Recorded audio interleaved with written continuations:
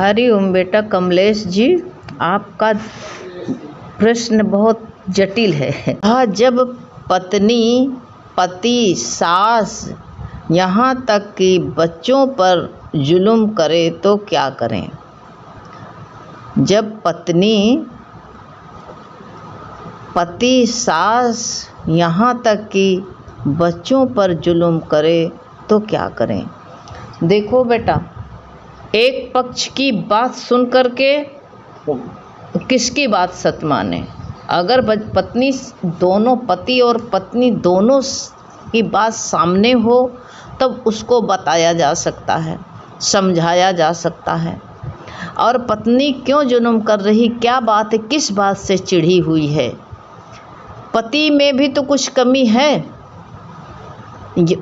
क्या बात से पत्नी को इतना चिढ़ लग गई है?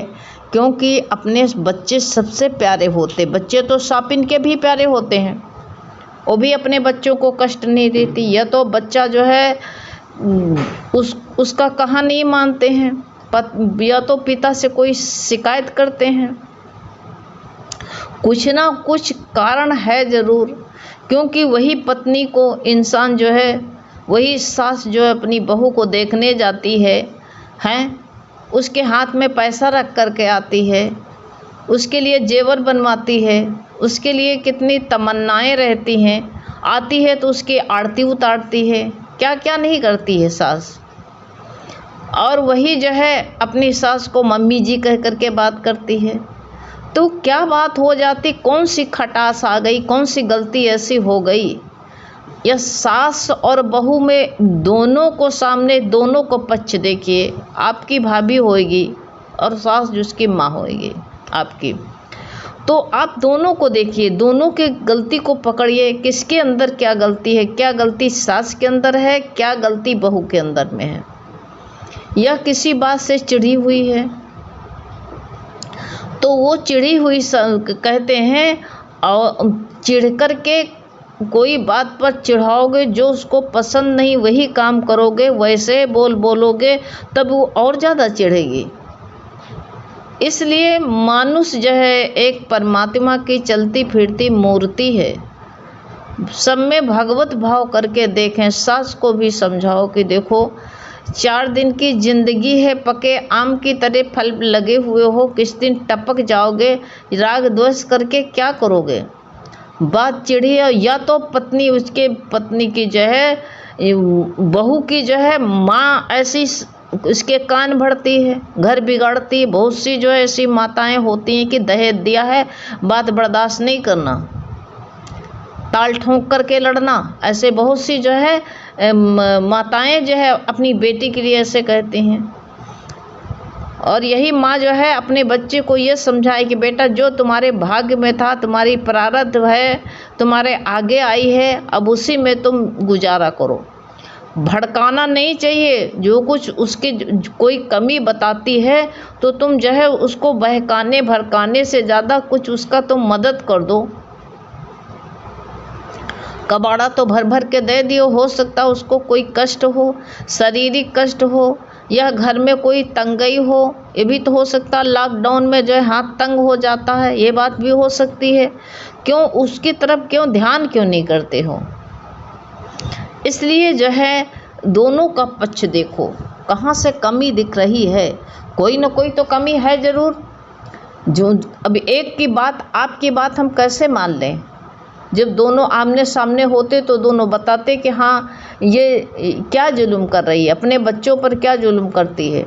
या तो फिर उसका मन कहीं अलग है, ये भी बात हो सकता है, उसका चित्त अलग है, तब यहाँ तक हो सकता। नहीं, माँ तो जो है अपने बच्चों के लिए जान देती है।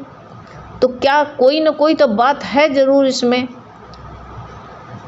तो ये अब किसी के चरित्र पर हम दाग नहीं लगा रहे हैं, लेकिन एक मिसाल दे रहे हैं कि ऐसे बच्चों पर जुल्म क्यों करती है, क्या बात है।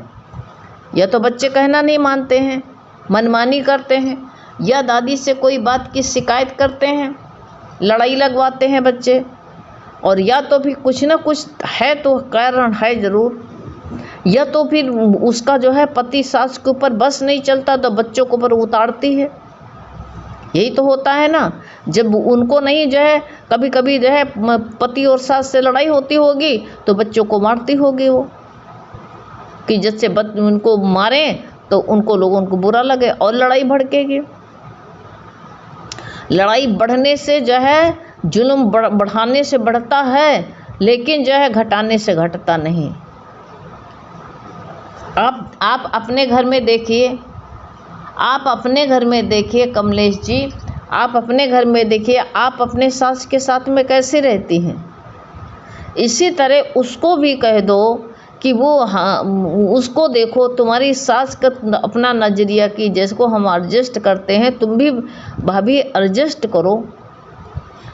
या तुम्हारी बहन है, कौन है वो, उसको प्रेम से समझाओ कि देखो इंसान जो गुड़िया गुड्डों को खेल नहीं न शादी विवाह कि शादी करके आज तोड़ दो, तुम्हारी किस्मत साथ में जाएगी। अगर तुम तोड़ दोगे, शादी का जो है नहीं करोगे इनके साथ में निर्वाह, तो जो है तुम्हारी कर्म साथ में जाएगी।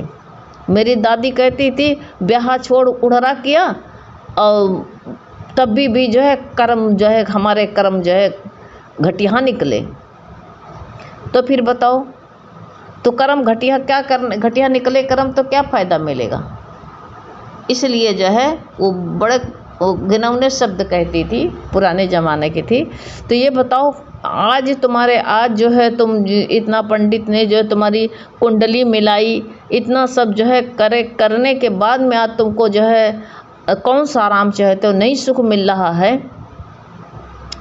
आगे कौन सा सुख मिलेगा, क्या करोगे।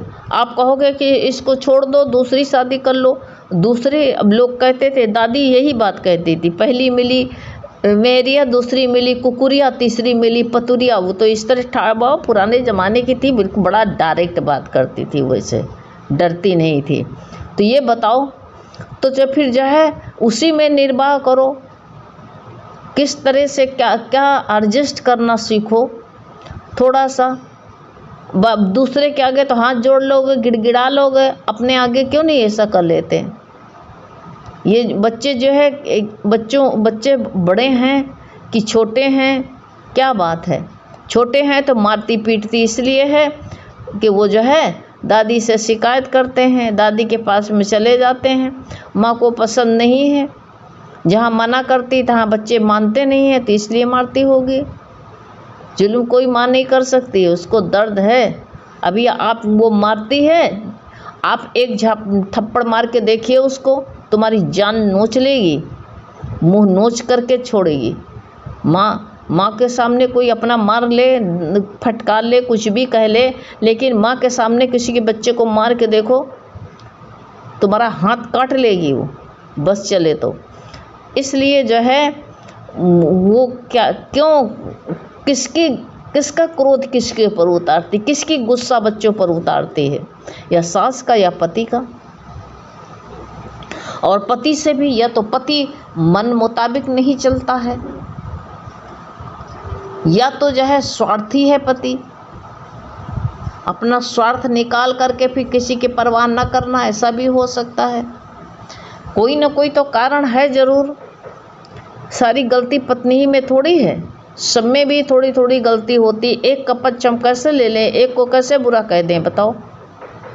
जब तक ना देखें ना माने, कोई ना कोई कारण तो होगा ही होगा। ये तो वही तो बता रहे हैं, जब अनुसार वही स्त्री जो होती है, जो सही चलती है तो घर का किला कन बना देती है। वही स्त्री, एक पत्नी जब प्रेम भरपूर पाती है, ज़्यादा नहीं, उसको कोई प्रेम नहीं चाहिए, दिन भर काम करे, दिन भर जूझे, सब कुछ करे, लेकिन उसका काम जो है कोई थोड़ा सा उसको रियलाइज कोई नहीं करता है, थोड़ा सा जो है उसको कोई प्रशंसा नहीं करता है, उसको माने कि हाँ इसने आज इतना कह दे, आज बहुत काम करके थक गई होगी तुम, तो उसका थकावट सब उतर जाती है। लेकिन वो सोचती है कि हम जो है सारा दिन मरते हैं और जो है कोई के लिए कोई फर्क नहीं पड़ता है, ये भी बात हो जाती है। ये भी अगर ये कह दिए तुम घर में क्या करती हो दिन भर बैठे बैठे, सब लोग स्त्रियाँ तो हो, तुम्हारे ऊपर ये बात आए, तुम्हारी सास तुम्हारा पति कह दे घर में बैठे बैठे क्या करती हो तुम, बैठी तो रहती, लेटी तो रहती हो, कौन सा धान काटने जाती हो, तभी देखो तुमको भी लगेगा और उसको चिढ़ जाती होगी, वो कुछ ना कुछ है ज़रूर। और तो पति से घर बना करके अगर कहते हैं, अब ये जो घर गृहस्थी पत्नी से ही बनती है।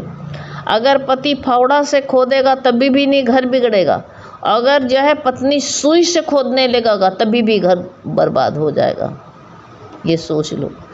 इसलिए जो है सोचो समझो, बैठ करके एक दूसरे को जो है, एक दूसरे की भावना को समझो। जब भावना नहीं समझोगे तो बच्चे भी बिगड़ जाएंगे, वो भी बिगड़ जाए, बर्बाद हो जाएगा, सब बिखर जाएगा। बैठ करके बताओ कि बच्चों के साथ मैं ऐसा करती हो तो बच्चे पैदा क्यों किया है।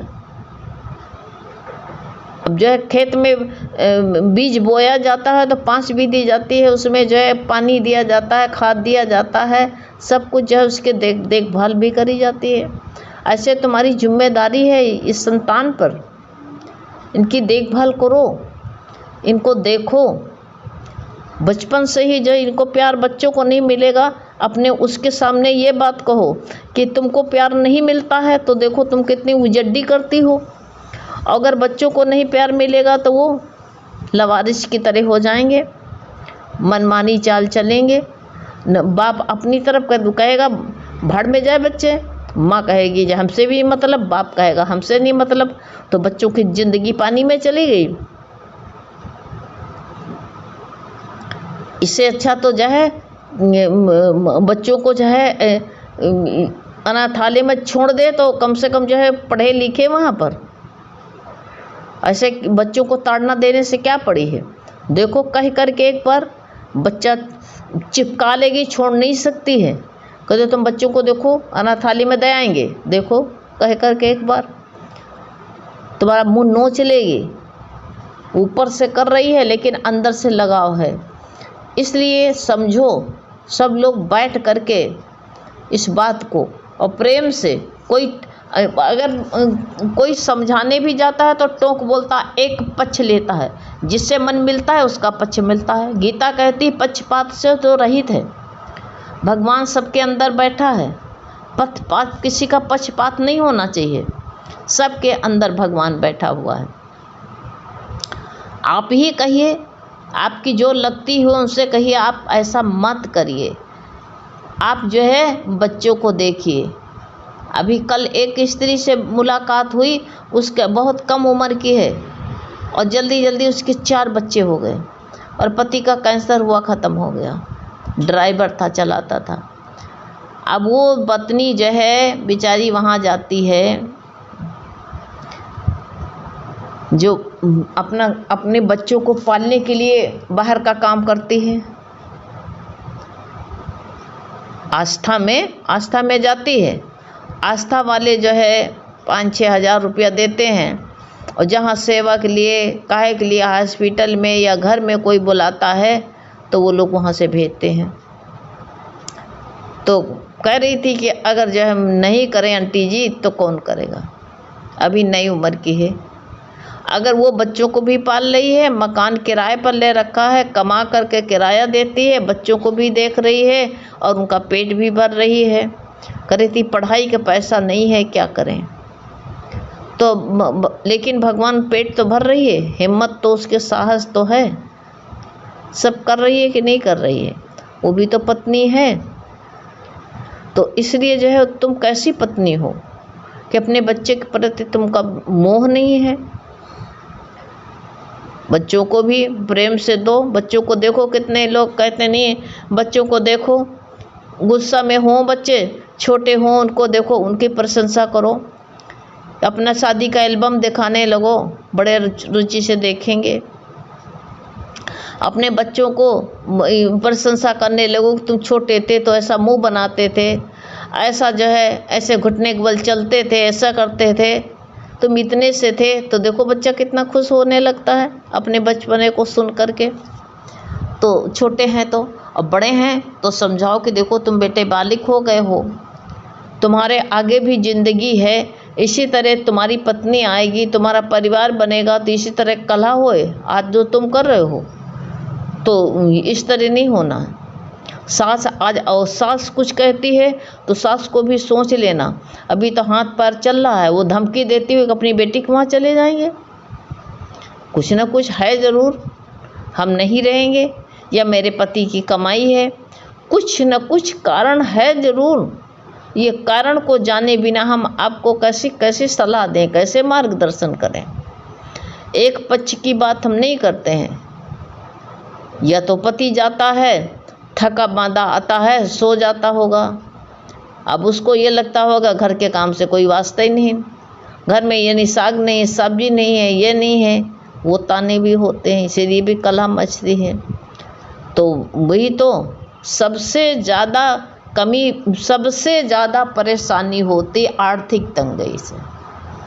पैसा होता है तो सब अवगुण ढप जाते हैं, और पैसा की कमी होती है तभी कलह होती है, तभी जो है घर में बहुत ज़्यादा जो है संघर्ष करना पड़ता है। तो जो संघर्ष करके बच्चों के आगे रहता है, तभी समझ जाओ सब बच्चे भी समझदार बनते हैं।